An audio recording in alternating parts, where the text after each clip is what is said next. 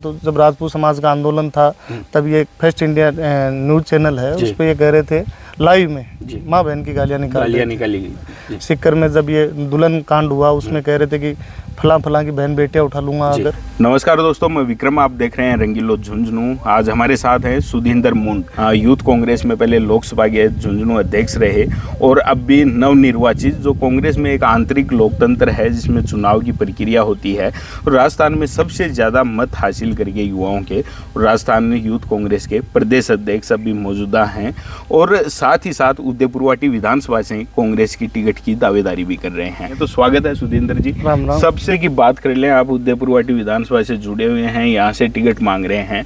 अभी 2 दिन पहले ही एक प्रोग्राम होता है, महाराष्ट्र के सीएम शिवसेना के नेता एकनाथ शिंदे यहाँ आते हैं और उनके मौजूदगी में यहाँ के वर्तमान विधायक राजेंद्र गुड्डा शिवसेना ज्वाइन कर लेते हैं।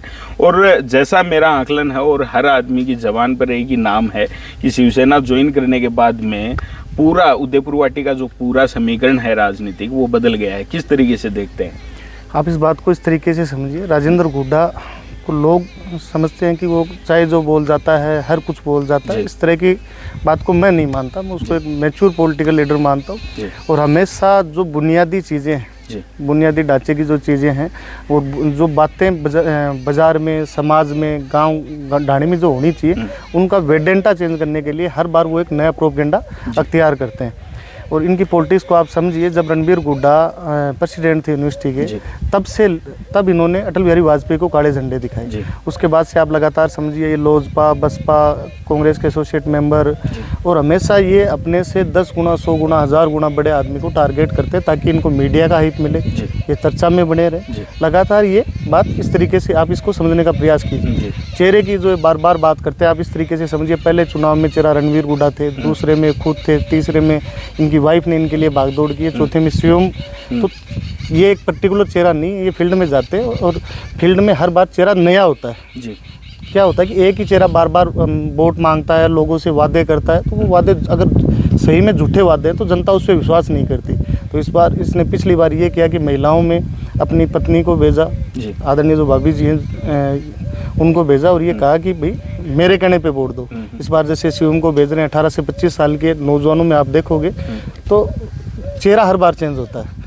तो इनकी जो पॉलिटिक्स है वो कोई ये कहता है कि कोई नासमझी में ये कहे कि भाई इनको कल जैसे इनका गुड्डा बावनी में वो था कि बीजेपी के जो हमारे कैंडिडेट रहे हैं, पहले एमएलए भी रहे चौधरी साहब, उनके बारे में कह रहा था कि मैंने इनको कृषि उपज मंडी का सदस्य बनाया और आप सब लोगों को डायरेक्ट जुड़ना चाहिए, कल को बीजेपी शिवसेना एक हो सकती है। तो आप इस बात को इस तरीके से समझिए कि इनका हर बयान सोचा समझा हुआ बयान होता है जी, और उसको कब यूज़ करना है, कितने टाइम बाद यूज़ करना है, किस तरीके से यूज़ करना है, सारा प्री प्लान्ड होता है और ये एक प्रोपेगेंडा होता है। और ये एक गिरोह है, ना कोई पार्टियों से लेना देना है, ना किसी समाज से लेना देना। एक ये पर्टिकुलर एक समूह है जिसमें ये सारे भाई आते हैं, इनके अगल बगल में इनके जो लोग हैं इनके साथ जुड़े हुए।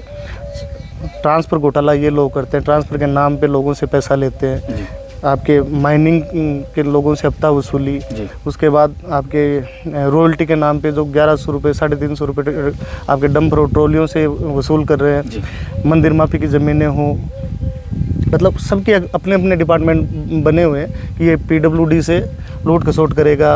ये मार्केट में जैसे ट्रेडिंग कंपनी होती है वैसे एक ट्रेडिंग कंपनी, और ये इसके सारा एक सामूहिक गिरोह है। और ये क्या करते हैं, उन लोगों को चिन्हित करते हैं जो स्वार्थी लोग होते हैं, जो राजनीति से पैसा कमाना चाहते हैं या जिनको अपने राजनीतिक स्वार्थ होते हैं, उन लोगों को ये चिन्हित करते हैं और वो लोग इनके लिए एक एजेंडे के रूप में काम करते हैं। फिर राजेंद्र गुड्डा हैं, अपने भाषणों में तो बड़ी नपीतुली बात ये भी कहते हैं कि मैं नारी सम्मान के लिए काम कर रहा हूँ। और पहले ऊँटगाड़ा यात्रा निकाली, इनके समर्थकों ने खूब नारे लगाए कि नारी सम्मान के लिए राजेंद्र गुड्डा मैदान में आ गए हैं।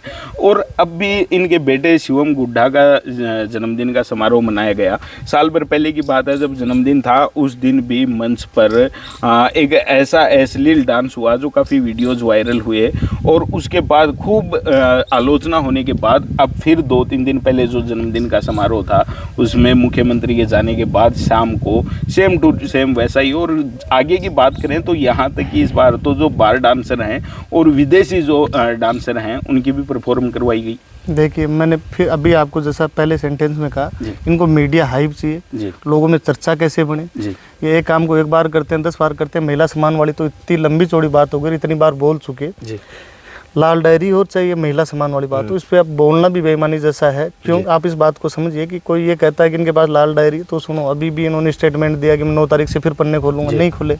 अब आप बात समझिए, महिला सम्मान की बात है तो जब राजपूत समाज का आंदोलन था तब ये फर्स्ट इंडिया न्यूज़ चैनल है, जी। उस पर ये कह रहे थे लाइव में जी। माँ बहन की गालियाँ गालियाँ निकाल। निकाली गई। जी सिक्कर में जब ये दुल्हन कांड हुआ, उसमें कह रहे थे कि फलां की बहन बेटियाँ उठा लूँगा जी। अगर, तो इस तरह की बहुत सारी चीज़ें हैं। तो इसलिए इन चीज़ों के बारे में नहीं जाते हुए कि किससे डांस कराते, किससे नहीं कराते। जनता के मुद्दे ये नहीं, जी जनता के मुद्दे ये हैं कि गुड्डा शिक्षा नगरी है, उसमें अलग से लड़कियों के लिए हॉस्टल हो, लड़कों के लिए हॉस्टल हो, बिल्कुल। या एग्रीकल्चर कॉलेज हो, जी। या पॉलीटेक्निकल कॉलेज हो। आपके जो कृषि उपज मंडी है उसके केंद्र और ज़्यादा बने। गुड्डा में जो कृषि उपज मंडी है, जो अपना खरीद केंद्र है, जी। वो 500 मैट्रिक टन का हो। जी कुंभाराम लिफ्ट कैनाल का पानी यहाँ आए। जी जो पहाड़ी बेल्ट है हमारा उदयपुर वाटी का, उसमें जिस तरीके से जो पालतू जानवर हैं जी उनको मजबूर कर दिया है इसने बेचने पे, बिल्कुल। उनकी सुरक्षा कैसे हो। इसके अलावा आपका यहाँ ये उदयपुर वाटी है जो टूरिस्ट हब बने, जी है ना, यहाँ फॉरेस्ट में अच्छे स्कोप हैं, उसका डेवलपमेंट हो। इस तरह की जो बातें हैं। इसके अलावा आप चाहे और जितने मुद्दे उठा के देखेंगे, जी। आपका गाँवों में, ग्रामीण इलाके में अंबेडकर लाइब्रेरियाँ बने वातानुकूलित, जी जी यहाँ जिम बने हर गांव में, आपके एथलेटिक्स के ग्राउंड हों, जी कुश्ती के लिए आपके सिंथेटिक ट्रैक, दौड़ के लिए उसके लिए सिंथेटिक ट्रैक हों। जी बहुत सारी चीज़ें हैं जो उदयपुर वाटी में करने लायक हैं। और उदयपुर वाटी की जनता को ये समझना पड़ेगा कि आपकी जो मुद्दे हैं जी उनसे ध्यान भटकाने के लिए हर बार इस तरह के कार्यक्रम ये करता है। जनता को मैंने 3 बार जिमा दिया, आप बताइए ये इतना पैसा आता कहाँ से है? बिल्कुल सही। अगर ये करप्ट लोग नहीं है तो इतना पैसा कहाँ से आया? आप बताइए, इनके व्यापार क्या है? इनका पिछला जो आवेदन है, जब इन्होंने एमएलए का चुनाव लड़ा था, आप उसको उठा के देखिए इन्होंने कितनी पूंजी दिखाई है। और आज 70 लाख रुपए, 80 लाख रुपए के तो ऐड है। ऐड तो आप जानते हो, चाहे वो भास्कर समूह हो, पत्रिका समूह हो, सबके 1 नंबर में पैसा जाता है। कितना पैसा गया आप पता कर लीजिए। जियो न्यूज़ आपका जो मीडिया हाउस है उसको कितना पैसा गया। तो ये इतना पैसा आता कहाँ से? और ऐसा भी नहीं है कि उसको किसी फर्म ने दिया है। ऐड मेन पेज पे ऐड है, उसके नीचे कहीं नहीं लिखा निवेदक में, बिल्कुल बाकायदा लिखा हो रहा है। तो वो पैसा, इतना पैसा ये लोग बनाते कहाँ से? बिल्कुल। तो ये जो करप्ट लोग हैं, और ये पॉलिटिक्स में एक बार घुसने के बाद ये बार बार लगातार ये प्रयास करते हैं कि हम कैसे भी पॉलिटिक्स में बने रहें। शिवसेना वाली जो बात आपने कही, जी 20 साल तक इन्होंने, चाहे आप इसे उदयपुर वाटी की जनता का दुर्भाग्य कहिए, जी या फिर हमारे जो पॉलिटिक्स का जो क्राइसिस है, जी हर कोई पार्टी ये चाहती है कि वो राज में आए और जनता की सेवा करे। बिल्कुल। तो दोनों बार ऐसा हुआ कि कांग्रेस की सीटें कम पड़ी, जी और ये उदयपुर वाटी का बैड लक रहा कि ये दोनों बार मंत्री बना। जी और इससे होता क्या है कि इस तरह के लोग फिर करप्शन, और जो जनता के करप्शन करते हैं और जनता के मुद्दे जो होते हैं उनसे लगातार ध्यान भटकाने का प्रयास करते हैं ताकि ये सत्ता में बने रहे।